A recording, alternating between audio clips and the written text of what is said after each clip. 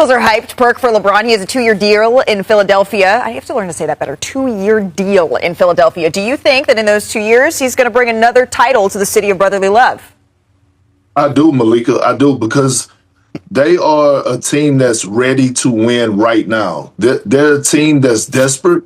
It's a team that's playing that has a lot of guys that are playing with chips on their shoulders. And so when you think about Jaylen Brown and you think about what he's going to do this year, like Tyrese Maxey is ready to be that guy, right? Tyrese Maxey is ready to have his name mentioned as one of the best point guards in the game. They have a championship coach in Nick Nurse, and Rich Paul said it best. Like, Philadelphia is going to give LeBron James new life. Being in the locker room with Tyrese Maxey is going to bring him new energy, and that energy is going to carry on to the basketball floor. I believe he's going to win a championship in the next 2 years with this team. What's the reaction to the state of the Warriors, where they currently are? That Steph needs to be planning his exit strategy from the Golden State Warriors. Stop it. No, I'm saying not this year. Not this year, but think about it, Malika. Over the last 4 years, the Warriors have been in the play-in tournament. And guess what? This year, the way that the West is stacked up, they're going to be a play-in tournament team again. And so if you're Steph Curry going on the age of 39 and you look at this roster knowing that you have 4 NBA championships and know what a championship roster look like, you can't waste any more time hoping and banking that Mike Dunleavy is going to get it right or make the moves that's needed to make sure that you're able to compete for a title, especially in the tough Western Conference. I want Steph Curry to retire in a Warrior uniform, but I also want to watch Steph Curry play meaningful basketball. I want Steph Curry to be playing when it matters the most. And with this roster and what they have, he's not going to be there anytime soon. Perk, when you're looking at that fact, you've played in the NBA, you've analyzed it for many years. I've never seen something quite like this. How could this process, then the way it plays out, maybe shape the way that this season starts? Well, look, let me say this. If I'm the Toronto Raptors, I'm finding a way to get up out of this deal. I'm finding a way to back out. I want out. I don't want to even be involved with this no more. I don't even want to think about having Kawhi Leonard in a uniform, because now all of a sudden, say if this lingers on and they get closer to the season, and I understand Rich Paul is talking about Brandon Ingram understands it's a business, but we're talking about real human beings here. We're talking about Brandon Ingram and Grady Dick, who was a crucial part of the Raptors' success last year as far as them being relevant again and making it to the postseason. If I'm the Raptors, I want to call this trade off. I want to call my 2 key rotation guys back in, and I want to start healing those wounds right now so that when I get to training camp, I don't have to deal with that. I don't have to worry about if a guy's going to be disgruntled. We saw the effect when it happened to Dalton Connect with the Los Angeles Lakers. Yeah. He wasn't right when he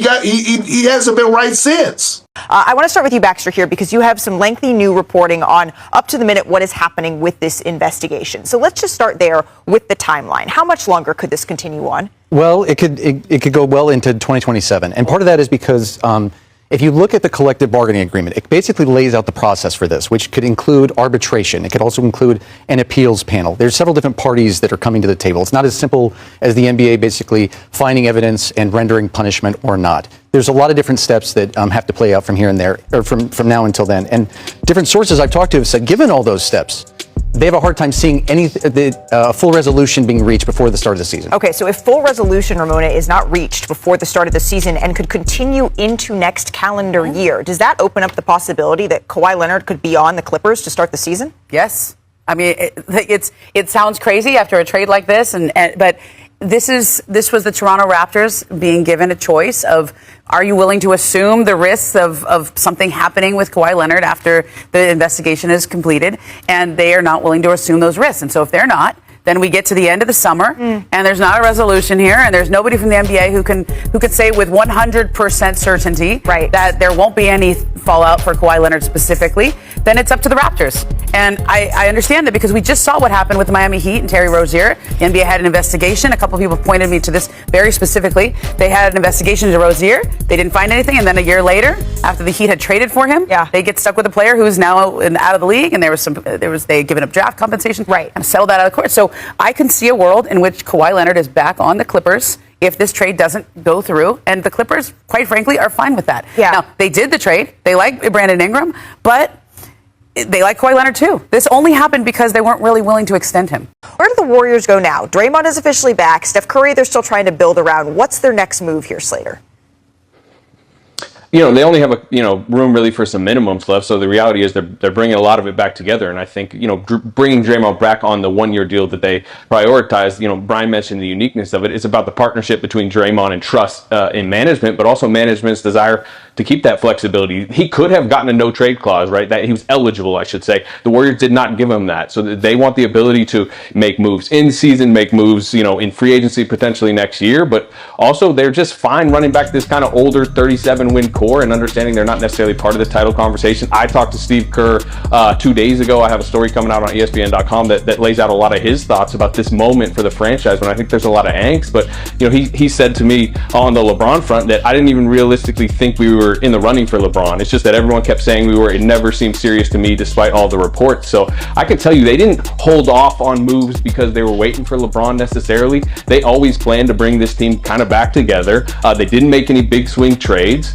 And, they would have loved to have him either on the minimum or a mid-level exception type number, but this just kind of is their static situation right now. Right. Harden with the Cavaliers. Look, James Harden will be re-signing with the Cleveland Cavaliers. Both of these sides, James Harden's reps, the Cavaliers, they've been actually working in partnership to give the Cavaliers as much time as needed because of the flexibility to upgrade the roster, potentially use space to get players in to upgrade the team. They got Mario Hezonja done on a minimum contract. I'm told the Cavaliers are still pursuing wings on the market.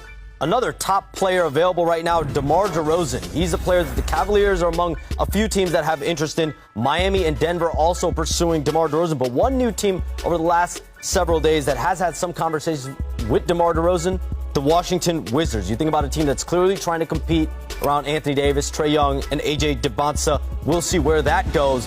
But the biggest restricted free agent still on the board, Jalen Duren, the All-NBA, All-Star player.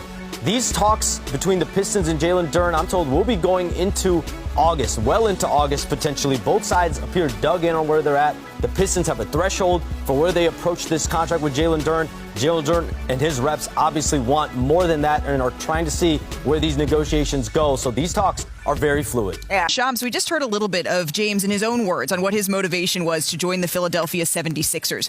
But behind the scenes, peeling back the curtain a little bit, what was this process like and how did he land on Philly?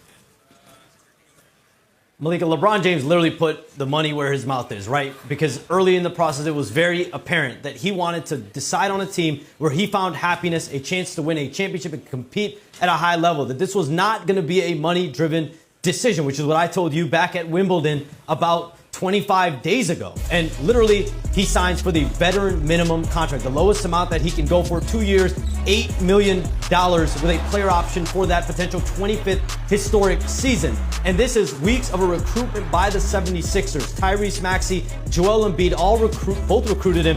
Jaylen Brown also communicated virtually with his agent, Rich Paul, as well in the last several weeks to try to see if they can get on the same page. We know Bob Myers 10 years ago got Kevin Durant's commitment. Now 10 years later gets LeBron James's commitment. Mike Gansey, their new president of basketball operations, he played with LeBron James, against LeBron James back in high school. So that relationship goes deep. He was also an executive with the Cavaliers. But the last hurdle, I'm told, Malika, this week for LeBron James was getting the family on board. His wife, Savannah, his daughter, Zuri, Bronny, and Bryce, his two young sons, is now he's going to be playing on the East Coast. This is a complete family change for them. Over the last 8 years, he's been playing in LA. Now he's going to be on the East Coast. So getting them all in one vicinity was very important. This week, he was able to spend in Los Angeles with his family after getting, he's been doing the Cavaliers reunion trip. He was in New York for events. Yeah. He was in Puerto Rico hanging out with Draymond Green. And so he's able to get his family on board and decides to sign with the Sixers. We're going to start with you. Who had your attention after an impressive summer league showing? Caleb Wilson as the number 4 pick. I know we talked about this being a generational draft, but the Chicago Bulls, more than any other franchise, since they traded Derrick Rose in the summer of 2016, they have not gotten the draft right. Last time they had a number 4 pick, Patrick Williams in 2020, and he's underwhelmed throughout that time. So Bryson Graham and that new front office getting the first pick of their regime properly done is a big thing for them because they've been constantly in the muck as a franchise for the last 10 years. I know it's summer league, but man, didn't he look like a baby Kevin Garnett? He just looked like a franchise player in the little glimpse that we got. Yeah, so excited to see, of course, what he can do with Tiago Splitter there in Chicago. Dave, you spent a couple days in Vegas on the sidelines. Who caught your eye out there? Yeah, Vanessa, let's talk about Braden Berries. He goes from a Final Four appearance with Arizona to being top 5 in Summer League scoring, averaging about 24, 5 and 5.